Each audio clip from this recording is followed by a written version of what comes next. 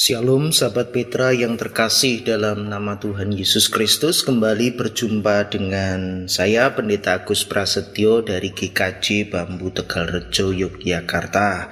Dalam edisi Embun Pagi saat ini hari Kamis 23 April 2026, kita akan belajar menghidupi tema menolong yang lemah berdasarkan bacaan di Roma pasalnya yang ke-7 ayat 1 sampai dengan yang ke-6. Namun sebelum kita bersama mendengarkan pewartaan sabda di pagi hari ini, saya mengajak seluruh sahabat Petra dimanapun berada, mari kita berdoa terlebih dahulu. Bapa di surga, kami bersyukur untuk berkat-Mu di hari ini. Kami boleh bangun dan menikmati hari baru pemberian Tuhan saat ini. Sebelum kami menjalankan serangkaian kegiatan pelayanan aktivitas kami di hari ini, kami hendak duduk sejenak untuk mendengarkan pewartaan sabda Tuhan. Tolonglah ya Roh Kudus agar kami dimampukan tidak hanya menjadi pendengar-pendengar yang baik, tetapi juga diberi keberanian mewujud nyatakan sabda itu dalam keseharian kami. Dengan penuh rasa syukur kami sambut pewartaan sabda Tuhan, sebab kami memohonnya di dalam nama Tuhan kami Yesus Kristus. Amin. Sahabat Petra, mari kita dengar bersama sebagaimana dinyatakan sabda saat ini di Roma pasalnya yang ke-7 ayat 1 sampai ke-6. Saya akan membacakannya bagi kita semua sahabat Petra dimanapun berada. Arti hukum Taurat. Apakah kamu tidak tahu saudara-saudara, sebab aku berbicara kepada mereka yang mengetahui hukum, bahwa hukum berkuasa atas orang selama orang itu hidup. Sebab seorang istri terikat oleh hukum kepada suaminya selama suaminya itu hidup. Akan tetapi apabila suaminya itu mati, bebaslah ia dari hukum yang mengikatnya kepada suaminya itu. Jadi selama suaminya hidup, ia dianggap berzina kalau ia menjadi istri laki-laki lain. Tetapi jika suaminya telah mati, ia bebas dari hukum sehingga ia bukanlah berzina kalau ia menjadi istri laki-laki lain. Sebab itu, saudara-saudaraku, kamu juga telah mati bagi hukum Taurat oleh tubuh Kristus, supaya kamu menjadi milik orang lain, yaitu milik Dia yang telah dibangkitkan dari antara orang mati, agar kita berbuah bagi Allah. Sebab waktu kita masih hidup di dalam daging, hawa nafsu, dosa yang dirangsang oleh hukum Taurat bekerja dalam anggota-anggota tubuh kita agar kita berbuah bagi maut. Tetapi sekarang kita telah dibebaskan dari hukum Taurat, supaya kita telah mati bagi Dia yang mengurung kita, sehingga kita sekarang melayani dalam keadaan baru menurut roh dan bukan dalam keadaan lama menurut huruf hukum Taurat. Demikian pembacaan sabda di hari ini. Disebut berbahagia kita semua yang mendengar, merasakan dan dilakukan dalam kehidupan hari lepas hari. Haleluya. Amin. Shalom sahabat Petra yang terkasih, bagaimana kabar hari ini? Kiranya semua dalam kebahagiaan, kemurahan dan penuh dengan sukacita di hari ini. Baik sahabat Petra yang terkasih, temanya tentang menolong yang lemah. Nah, menarik, yang lemah dalam hal apa ini perlu untuk kita renungkan bersama. Tentu kalau mengacu tadi bacaan kita berkaitan dengan arti hukum Taurat. Nah, sebetulnya Tuhan memberikan hukum, terutama hukum Taurat itu kan piranti hukum diberikan itu agar menata, mengatur kehidupan manusia itu tertib, adil, damai, sejahtera, sehingga dengan hukum itu bisa berjalan secara harmonis. Itulah Tuhan menetapkan hukum-hukumnya agar manusia betul-betul membangun relasi yang benar dengan Tuhan, dengan sesama, dengan alamnya. Dan ini saya yakin kalau berbicara hukum, hampir semua negara, hampir semua tempat kan punya hukum masing-masing sesuai dengan kesepakatan-kesepakatan yang ditetapkan, harapannya menata ketertiban, keberlangsungan, kebersamaan itu menjadi lebih harmonis kan begitu. Tapi ya memang itu idealnya, banyak hal-hal yang tidak ideal juga sahabat Petra yang terkasih. Bahkan kita bangsa Indonesia kan katanya negara hukum ya. Karena banyaknya hukum di Indonesia itu lalu ada kalanya memang ya, tidak semuanya, tetapi faktanya di lapangan sering kita mendengar berita, sering kita mendengar banyak cerita, dan bahkan di data-data faktual yang ada di sekarang ini banyak hukum itu dipermainkan ya, hukum malah disalahgunakan, bahkan nanti ada yang namanya sampai pada abuse of power ya, menggunakan kekuasaan itu hukum ya digunakan demi kepentingan tertentu gitu. Sehingga hukum itu tergantung siapa yang memegangnya, lalu siapa yang memainkannya, lalu untuk kepentingan siapa, seakan-akan hukum bisa dipermainkan.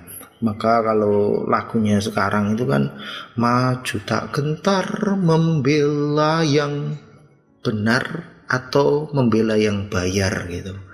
Nah faktanya di lapangan seringkali banyak ketidakadilan dan justru terjadi penindasan dan penyelewengan itu karena membela yang bayar. Yang bayar kan berarti yang kuat, yang secara finansial, baik secara material maupun nanti secara kekuasaan kan yang punya segalanya itu. Sehingga orang mengatakan kalau ke atas itu hukum tumpul, kalau ke bawah tajam sekali. Sehingga para kawulo rakyat biasa ini kalau berhadapan di depan hukum ya malah menjadi semakin lemah, tidak dibela, tetapi justru sebaliknya malah seringkali menjadi korban ketidakadilan. Sehingga menolong yang lemah di mata hukum itu ya menjadi perjuangan yang tidak mudah, karena seringkali justru hukum itu membela mereka yang kuat, mereka yang bayar, mereka yang punya kekuasaan, mereka yang punya relasi yang kuat, sehingga mereka yang lemah, rakyat biasa itu seakan-akan tidak berdaya di hadapan hukum. Sehingga harusnya tadi di awal sahabat Petra yang terkasih, hukum itu kan diciptakan, hukum itu dibuat dalam rangka salah satunya fungsinya kan melindungi mereka yang rentan, mereka yang lemah, mereka yang harusnya mendapatkan hak-hak sebagaimana mestinya untuk melanjutkan hidup itu terjamin betul gitu, tidak bisa dirampas oleh siapapun juga. Itu salah satu fungsi hukum. Maka sahabat Petra yang terkasih, sebetulnya dalam bacaan kita di rumah ini juga dijelaskan arti hukum Taurat itu sebetulnya kan sangat bagus. Waktu Tuhan memberikan, harapannya menjamin kehidupan umat itu berjalan sebagaimana mestinya. Namun dalam realitanya sahabat Petra yang terkasih, seringkali hukum Taurat itu disalahgunakan, dan seringkali di zamannya Tuhan Yesus kan sering dikritik itu para pemegang hukum Taurat itu, karena seringkali hukum itu disalahgunakan, hukum itu diproduksi untuk kepentingannya diri sendiri dan menyingkirkan mereka-mereka yang lemah, dan harusnya hukum itu melindungi mereka yang lemah, mereka yang tersingkirkan. Malah sebaliknya, semakin lemah mereka yang harusnya dilindungi, mereka yang membutuhkan pertolongan malah menjadi korban atas ketidakadilan yang terjadi. Maka seringkali Tuhan Yesus kan marah pada ahli-ahli Taurat yang memegang hukum Taurat itu, yang padahal hukum itu diberikan agar semakin memanusiakan manusia. Dalam kerangka besar itulah sahabat Petra yang terkasih, justru Paulus menegaskan kembali bahwa kehadiran Tuhan Yesus tidak meninggalkan atau menghapus hukum Taurat itu menurut saya, tetapi justru menggenapi hukum Taurat itu dalam perspektif dikembalikan sebagaimana mestinya oleh kebangkitan dan kemurnian ajaran Kristus bagaimana Kristus menghidupkan kembali hukum itu yang sesungguhnya. Oleh sebab itu kita disegarkan misalnya di ayatnya yang keempat itu, sebab itu saudara-saudaraku, kamu juga telah mati bagi hukum Taurat oleh tubuh Kristus supaya kamu menjadi milik orang lain, yaitu milik Dia yang telah dibangkitkan dari antara orang mati, agar kita berbuah bagi Allah. Jadi hukum yang ada dalam Kristus harus menghasilkan buah-buah yang nyata, tidak hanya sekedar menjadi peranata-peranata, hanya pinter berkaitan dengan kita mengerti hukum tentang bagaimana mengikut Kristus, bagaimana menjalani hidup ini, tetapi tidak ada buahnya sama sekali. Nah, salah satu buah yang menarik dalam kehidupan orang percaya yaitu hukumnya Kristus. Kalau kita bisa lihat misalnya di Galatia, juga di Roma, itu kan jelas sekali. Misalnya Roma 15 ayat 1 itu bagaimana kita yang kuat harus menolong mereka yang lemah, itu kan juga hukumnya Kristus. Lalu misalnya Galatia yang ke-6 ayat yang kedua, itulah bertolong-tolonglah menanggung bebanmu, itulah kamu memenuhi hukum Kristus. Jadi hukum Kristus sangat jelas, tolong menolong bahkan mereka yang lemah, mereka yang tertindas, mereka yang membutuhkan pertolongan untuk dilindungi, untuk mendapatkan hak-hak sebagaimana mestinya.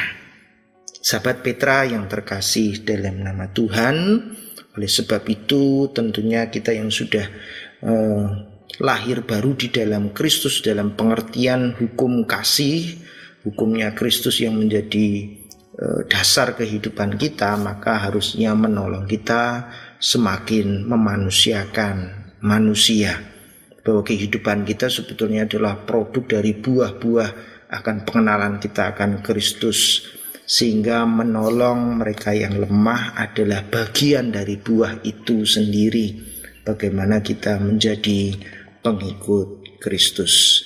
Sahabat Petra yang terkasih dalam nama Tuhan, di sekitar kita memang banyak ketidakadilan. Kita seringkali menjumpai banyak mereka yang tertindas, mereka yang tersingkirkan, bahkan mereka yang harusnya mendapatkan hak-haknya tidak mendapatkan hak-haknya. Maka ini perjuangan yang tidak mudah. Sebagai pengikut Kristus, kita diminta untuk menggenapi hukum Kristus itu, untuk saling tolong-menolong, menanggung beban, bahkan kita yang kuat harus menolong mereka yang lemah sebagaimana menggenapi hukumnya Kristus itu sendiri. Mungkin kalau kita berjuang menegakkan keadilan dalam skala besar, tentu kita butuh banyak hal, banyak strategi yang ada. Tapi menurut saya di zaman sosial media ini menjadi kesempatan yang baik untuk kita berani speak up mana yang memang terjadi ketidakadilan, penindasan. Bisa kita membangun narasi kebaikan dan menyuarakan itu dengan penuh keberanian. Menurut saya menjadi jalan yang baik agar betul-betul ada buah yang nyata, bahwa hukum yang ada harusnya semakin memanusiakan manusia seperti yang diajarkan oleh Kristus. Seringkali persoalannya adalah, sahabat Petra, banyak orang baik, banyak orang yang benar, tetapi diam. Maka ini seringkali menjadi persoalan. Menurut saya banyak cara yang bisa kita lakukan. Kalau kita tidak bisa melakukan hal yang besar, mari kita lihat di sekitar kita. Siapa yang paling lemah, yang butuh perlindungan dan pertolongan di sekitar kita. Mungkin banyak di sekitar kita yang selama ini kita singkirkan, yang kita mungkin sewenang-wenang terhadap orang-orang di sekitar kita, dan kita mungkin dalam percakapan, dalam relasi, kita hanya membangun relasi sekelas yang kita harapkan saja. Seringkali banyak di antara kita yang justru mungkin kalau kita perhatikan, kita justru akan terenyuh melihat sekitar dengan banyaknya persoalan, tantangan yang banyak orang membutuhkan pertolongan. Bahkan mereka yang lemah secara posisi ekonomi, secara posisi sosial, sehingga harus menerima banyak hal yang membuat hidupnya tidak bisa keluar dari persoalan-persoalan yang dihadapi. Maka menurut saya sebagai komunitas gereja, orang percaya, kepekaan melihat sekitar menjadi bagian yang penting untuk kita bisa bergerak bersama-sama menolong mereka yang lemah. Tidak jauh-jauh kita awali dari keluarga kita yang selama ini mungkin membutuhkan pertolongan, atau tetangga kanan kiri kita. Mari kita berdaya bersama, bertolong-tolong menanggung beban. Saya kira itu yang menjadi menarik untuk kita kerjakan sebagai pengikut Kristus. Jangan sampai kita menjadi komunitas yang abai, pengabaian terhadap situasi-situasi yang sebetulnya kita bisa melakukan pertolongan, bisa membantu, tetapi kita diam. Justru itu yang lebih berbahaya. Oleh sebab itu, sahabat Petra, mari kita gelorakan, kita budayakan untuk menolong mereka yang lemah, siapapun itu tanpa memandang ras, suku, golongan yang ada. Jika memang membutuhkan pertolongan, kita yang kuat harus menanggung mereka yang lemah. Dan itulah sebetulnya kehadiran Yesus yang juga berinkarnasi dalam kealahannya yang begitu luar biasa, rela untuk membersamai segala kelemahan dan keringkian manusia untuk menolong dan menguatkan manusia. Kiranya Kristus juga hidup di hati kita, sehingga kita punya dayanya Kristus itu untuk berani melakukan tindakan-tindakan yang positif, menolong, berbagi berkat, dan kita ciptakan situasi yang kuat dengan jalan menolong mereka yang membutuhkan, mereka yang lemah. Selamat berjuang sahabat Petra yang terkasih. Dalam nama Tuhan, Tuhan senantiasa menolong dan memberkati kita semua. Amin. Mari kita berdoa bersama-sama. Bapa di surga, kami bersyukur untuk sapaan sabda-Mu yang sungguh menguatkan dan meneguhkan panggilan kami sebagai pengikut Kristus, dan buah dari mengikut Kristus adalah kesediaan kami untuk saling tolong-menolong, bahkan menolong mereka yang lemah, sehingga di dalam situasi yang demikianlah kasih Kristus semakin dinyatakan menjadi saksi-saksi atas kebaikan dan kemurahan Tuhan. Jauhkan dari sikap abai, sikap apatis dalam hidup kami yang justru menjauhkan kami dari kasih Kristus itu sendiri. Dalam nama Tuhan Yesus kami telah berdoa dan mengucap syukur. Amin. Demikian sahabat Petra yang terkasih, selamat berjuang, selamat beraktivitas di hari ini. Tuhan menolong dan memberkati kita semua. Amin.